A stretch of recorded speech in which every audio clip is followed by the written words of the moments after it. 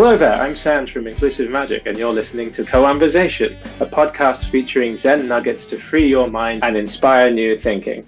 My guest today is Zegan Doyle, one of my very best friends from the UCLA Screenwriting MFA. Zegan is a writer, director, art historian, and festival programmer, as well as just being a lovely person and an all-round creative polymath. Zegan's working on their latest short, Sister Claire, as writer-director, currently fundraising, and it's in pre-production, while Zegan's also working as a programmer on a major festival. Zegan, thank you for joining me. It's great to see you. Great to see you. Thanks so much for having me. My pleasure. So tell me a little bit about Sister Claire. Sister Claire is a short film about a devout nun who believes that she can guide this struggling teenager through their crisis of faith. What's behind the teenager's crisis of faith? Behind the teenager's crisis of faith it's a story about connection and longing and belonging. And this teenager does not feel like they belong in this world. And so Sister Claire, it's her mission to guide this teenager to the flock like a shepherd guiding her sheep. It's a drama with some supernatural and thriller elements. That premise with that genre combination is unique. So that's very intriguing. For listeners, Zegan and I, we did several workshops together. So we got to read each other's work over the course of 2 years. And I remember with this teacher who used to always talk about metaphor, but could never quite explain what it was in practice. And one day we're reading one of Zegan's scripts, which is about this character who's trapped in a house because she's also trapped in living out the legacy of a grandparent. And she's walking through the house and her dress snags on a nail. And our teacher goes, that's metaphor. And, we're all like, thank you, Zegan, for explaining this concept of cinematic metaphor to us.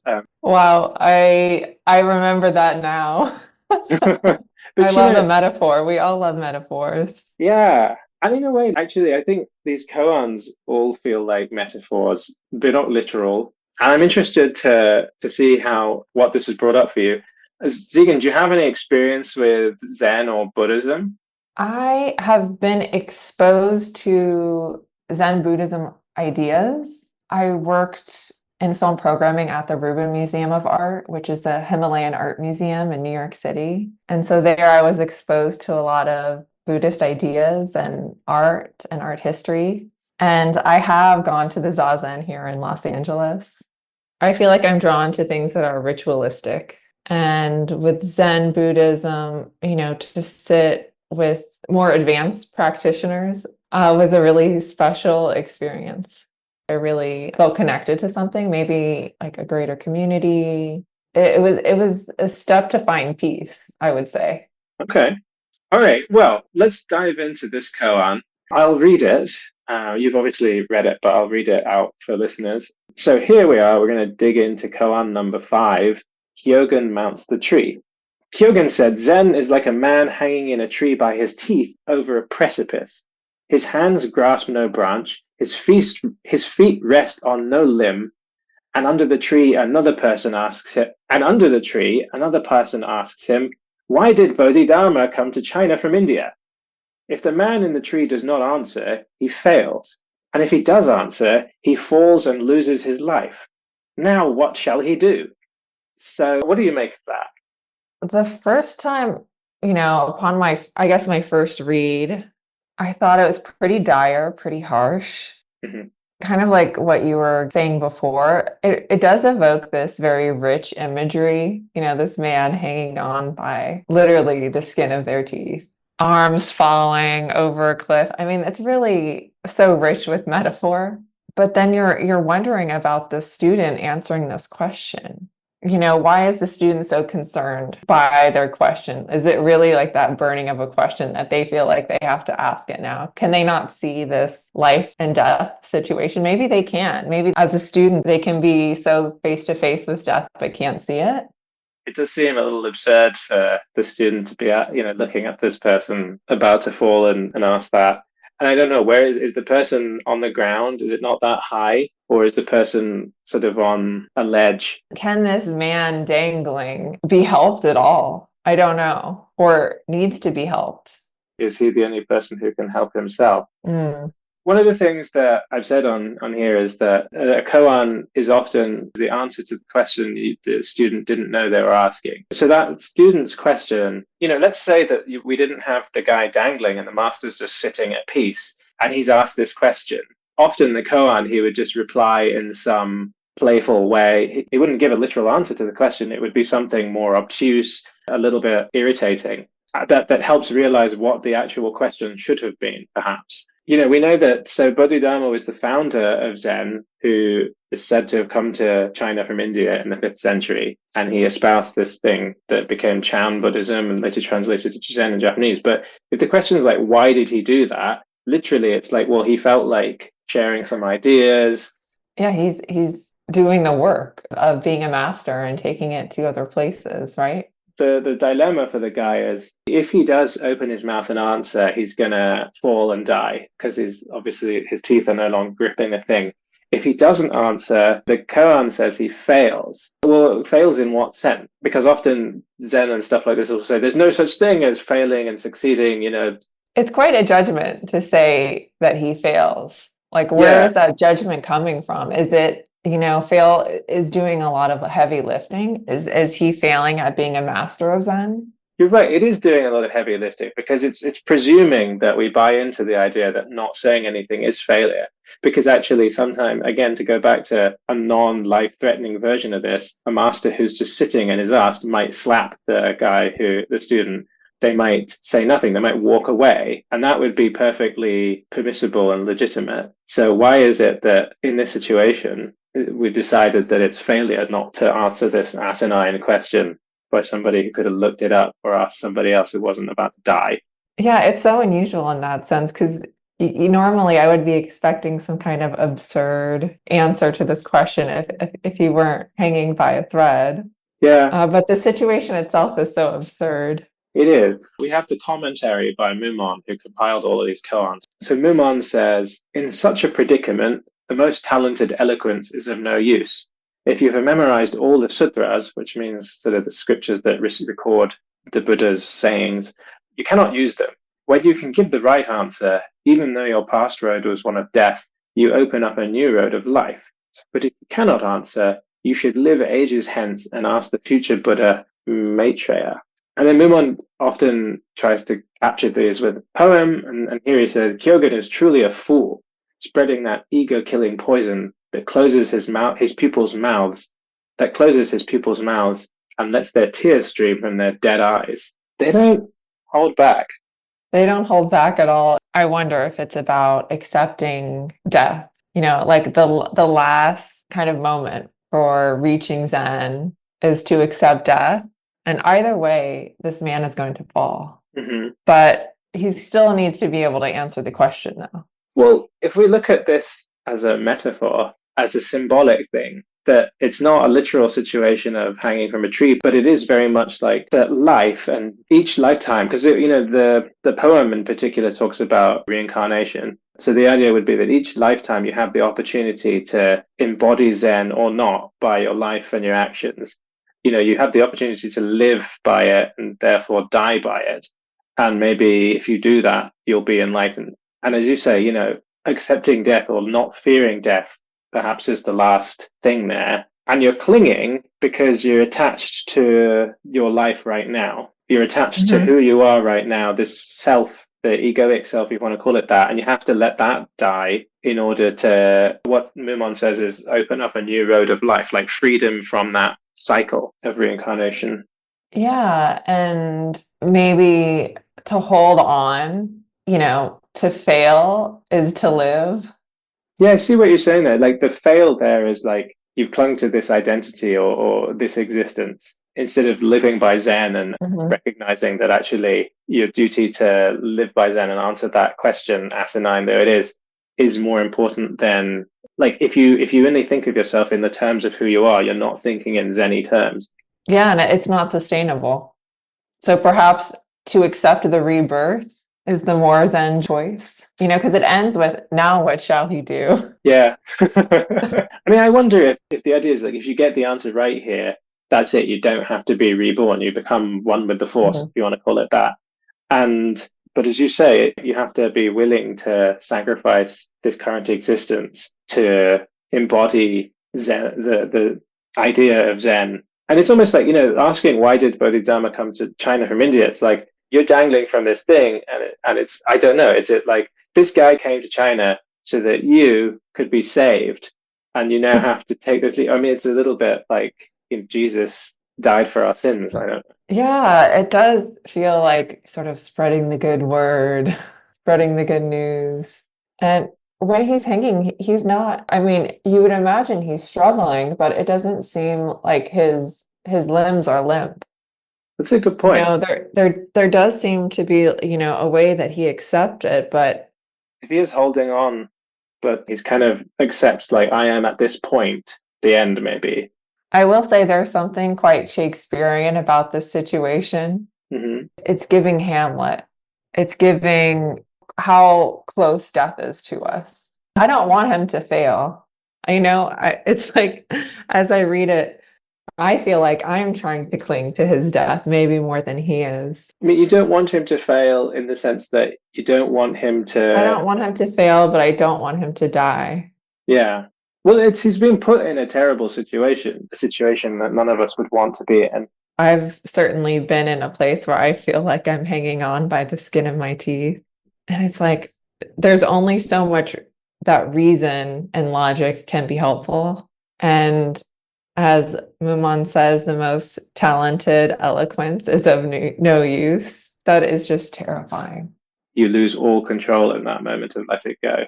Yeah, letting the body go, letting your connection with your own body, and hoping to get it right in the next life.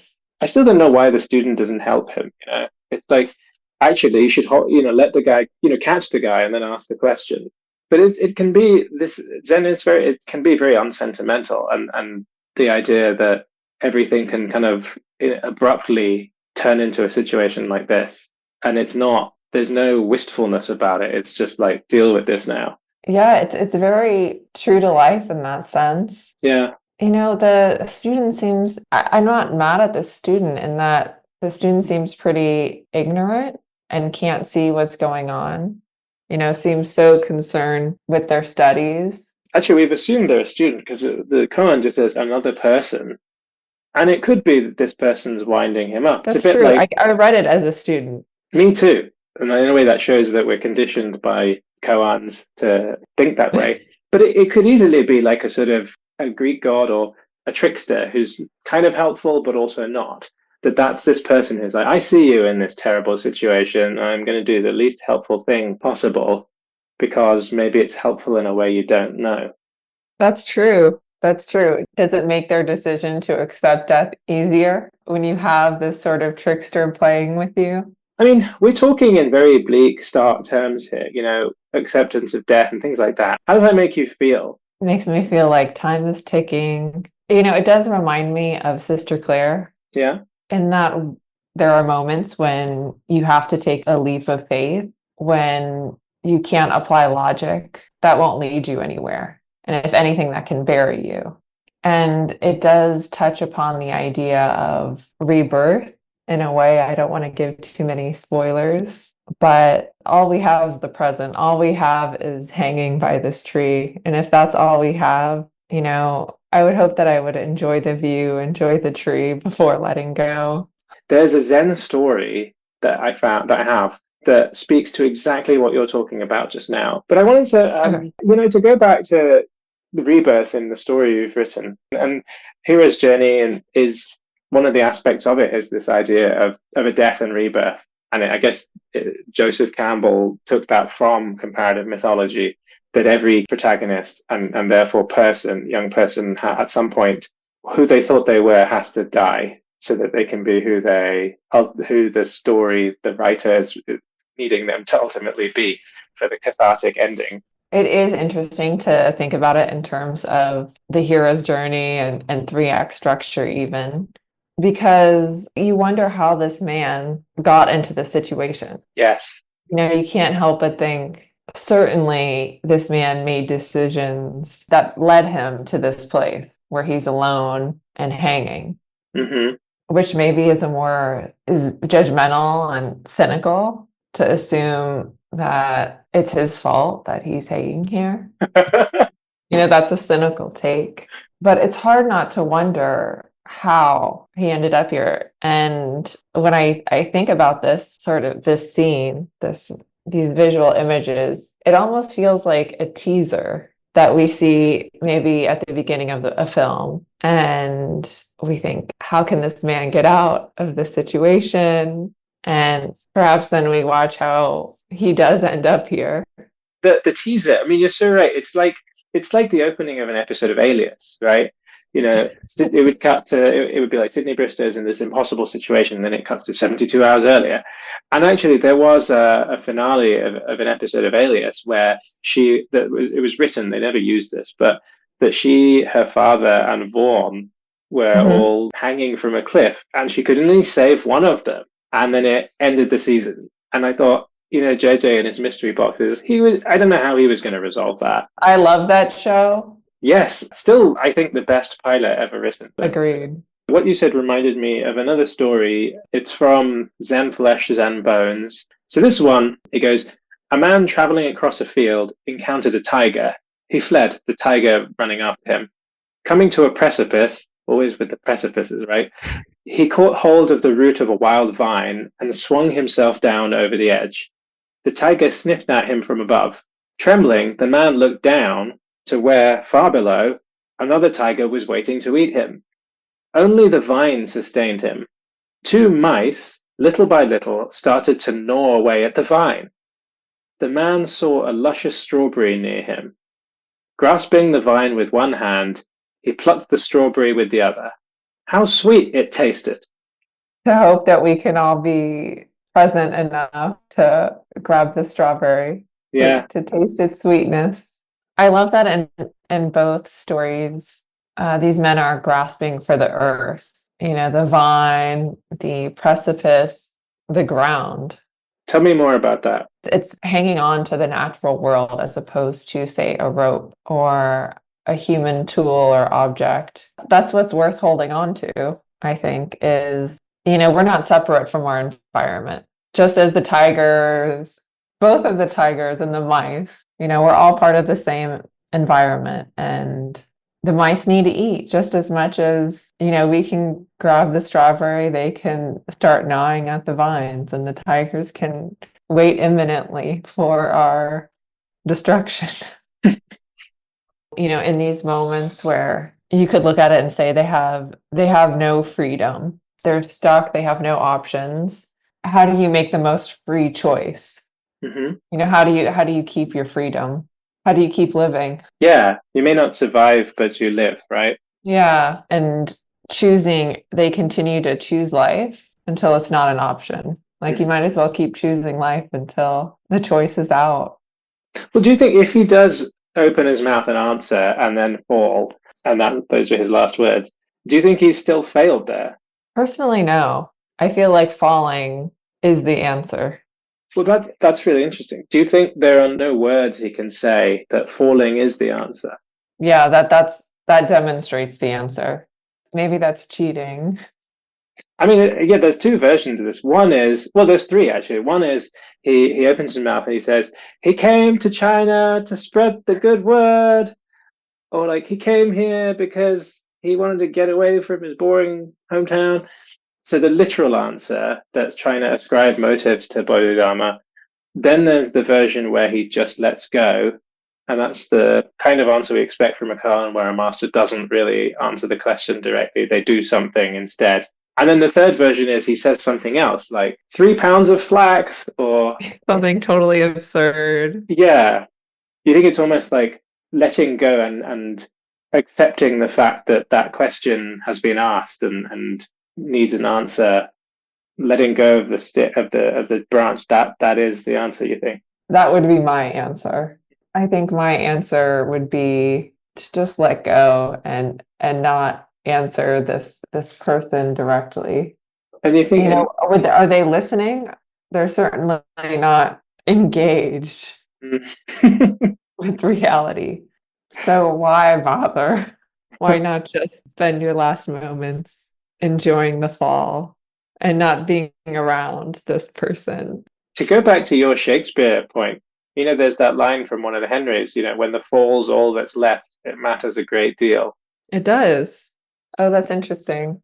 It is a big deal. These are the highest stakes.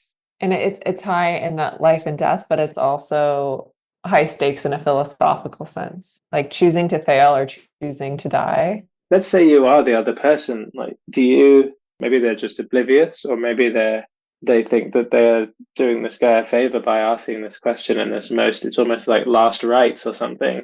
I don't know, if you're in that situation, do you have any choice to do something different and be like, hey, pal, let me save you? And then I got a really important question for you. That's interesting, though, to look at it as if it were the last rites, because, what if the man hanging in the tree is the student and the one watching is the master? That makes a lot more sense than the other way around, right? It That's would, a because great it's point. toying, it's trolling. It is. It absolutely is. And yeah, trolling is very much a hallmark of Zen masters. It would flip the script and maybe make more sense to our eyes. And then you're right, that master in that moment is actually they're doing a service to the person hanging there, or they may see it that way, that this is an impossible situation. And maybe it's so far up that the person down there can't really save them. So this is how they're trying to save them in a different sense. Then it takes on this kind of tragic poignance. Yeah, and it's a service in that it would certainly like bring someone back to the present to be asked this question. As you said earlier, that question suddenly gives them a bit of choice or freedom in a situation where it didn't seem like they had any. It gives them an opportunity not to fail, even if it's short-lived. I mean, it does say if he answers and falls, he falls and loses his life. Yeah. But he's gonna fall anyways. So might as well go out with an answer, with a reply. I mean, we've seen this a lot in films where somebody realizes that there's no way out for them, so they decide to do it on their own terms to make a heroic last stand. And in a sense, that might be a way to look at this. Totally. Now that you mention it, maybe Gandalf the Grey. Yeah. Fly, you fool! I mean, I also As thought of Obi-Wan in the original Star Wars. He says to Vader, if you strike me down, I shall become more powerful than you could possibly imagine. And then he turns and he smiles at Luke and Leia, and he sacrifices himself because he knows in that moment that that's how he wins this situation. Yeah, and there is something powerful about a final act, a final response, last words, famous last words. Well, all right, that's been such a delightful conversation. Or delightful, is that the right word, given the bleakness of the subject matter? I don't know, but it really, Look at us navigating death. yeah, a really, really interesting conversation. And thank you so much, Seekin, for coming on the show and chatting it. And it just reminds me how much fun it is to talk to you. But we gave that Yes. Koan a good digging into. Listeners, you should follow Zegan on Instagram. They are at Zegan__, and their short film, Sister Claire, that we mentioned, is at Sister Claire Film. That's Claire with an I. Sometimes it's not got an I in it. But thanks for listening. And Zegan, again, thank you again for coming on the show. Thanks, Sanj. And I will see everybody in a couple of weeks for another Koanversation.